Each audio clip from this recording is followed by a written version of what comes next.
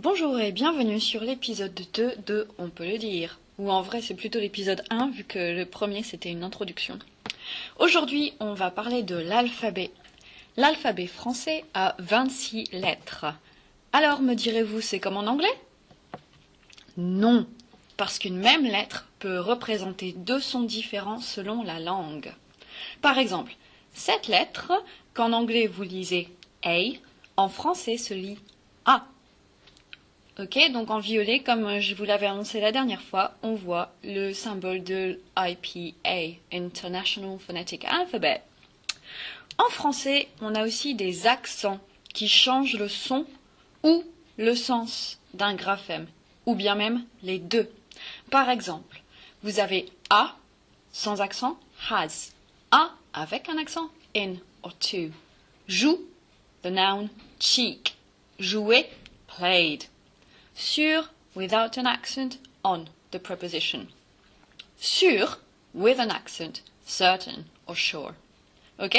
Donc, les accents changent le son ou le sens d'un mot. En tout, il y a environ 38 phonèmes en français et 44 en anglais. En plus de tout ça, le contexte, là où se trouve le graphème dans le mot, quels sont la nature et le rôle grammaticaux du mot, influence aussi la prononciation. Par exemple, dans cette phrase, il y a deux S et deux ENT en fin de mot.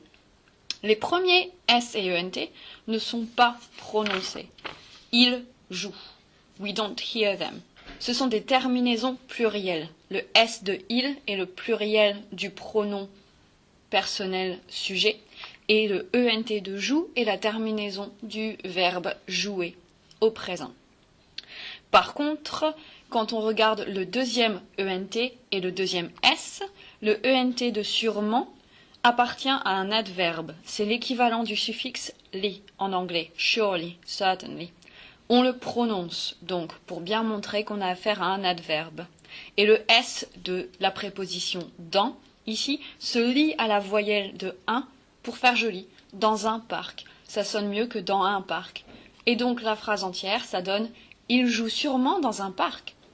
Et non pas « Ils jouent sûrement dans un parc ». Ok? Vous entendez bien la différence? Il joue sûrement dans un parc. Ok? Donc ça, c'est pour le contexte. Le contexte change la prononciation. Ça, c'est sans compter les accents et les dialectes régionaux, comme pour l'anglais. Normalement, je m'efforce d'atténuer mon accent, mais en vrai, je suis Dunkerque, alors c'est pas toujours évident de pas retomber dans des drôles d'habitudes, biloute. Et l'alphabet dans tout ça, on en fait quoi? Eh bien, on va s'en servir pour s'échauffer et pour découvrir quelques sons, voyelles et consonnes un peu délicats. Alors, pour écouter et pratiquer l'ordre traditionnel de l'alphabet français, cliquez ici. C'est ma vidéo préférée de l'alphabet sur YouTube. Mais il y a un autre ordre que j'ai utilisé pour la première fois dans le Somerset quand j'étais assistante pour des étudiants en A-level. C'est un ordre par son voyelle. On peut regrouper les lettres de l'alphabet, comme je l'ai fait ici dans ce tableau, selon leur son ou leur phonème voyelle principale. Donc on commence avec le son A, que vous voyez ici en violet avec le IPA symbol. Okay? Et ensuite on a le son E, again IPA symbol at the top. Ensuite on a le son E. Okay? E, plus ouvert que E. Donc le premier est fermé, le deuxième est ouvert. Ensuite, on a I, O, et enfin U. Et donc ici, on a organisé les lettres de l'alphabet en 7 colonnes, selon le phonème voyelle qu'on entend le plus. D'accord? Donc maintenant, je vais lire colonne par colonne. On va commencer à gauche, et puis on va aller vers la droite, comme d'habitude. Donc en premier, on va avoir A, H, K. Je vous laisse un peu le temps de répéter après moi. Je vais faire une pause à chaque fois. A, H, K. Ok. B, C, D, G, P, T, V, W, B, C, D, G, P, T, V, W, B, C, D, G, P, T, V, W. Ok. Ensuite, on a une voyelle un petit peu délicate pour les Britanniques, pour les Anglais, et c'est E. E. C'est pas très fermé, et vous devriez sentir venir des abdos. E. Un peu comme si on venait de vous envoyer un ballon de foot dans le ventre. Quelque chose de très familier pour certains d'entre nous. Je ne citerai pas de nom, vous la connaissez très bien. Ok, donc E. Et ensuite, on passe à E. E. Donc, on va avoir F, L, M, N, R, S, Z. F, L, M, N, R, S, Z.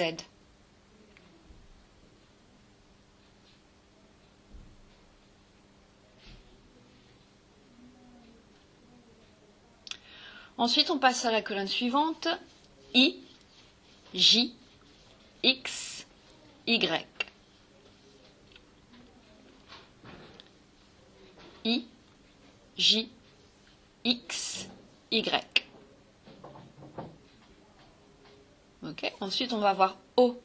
Faites attention ici, il faut que ce soit bien court et sec. C'est pas une diphtongue et c'est pas du tout le O anglais que les Français trouvent charmant au demeurant. Mais ici, c'est un O. O. Et enfin, on a la dernière colonne, Q et U. Q et U. Pour le Q, attention, ne le transformez pas en Q, ça marche pas. Ça, c'est anglais. En français, c'est Q. Q et U. Ok? Alors maintenant, je vais juste faire apparaître des petits cercles violets autour des lettres, et c'est pour vous donner un petit signal, pour que vous puissiez à votre tour faire l'enchaînement entier. Je vais les dire moi-même, mais sans prononcer vraiment les sons. Je vais juste je sais pas comment on dit mouth en français. Je sais pas, je connais pas le verbe équivalent. Ça me vient pas à l'esprit du tout. Mais je vais même pas le murmurer, donc vous êtes vraiment seul au monde. Tom Hanks. Ok, donc c'est parti.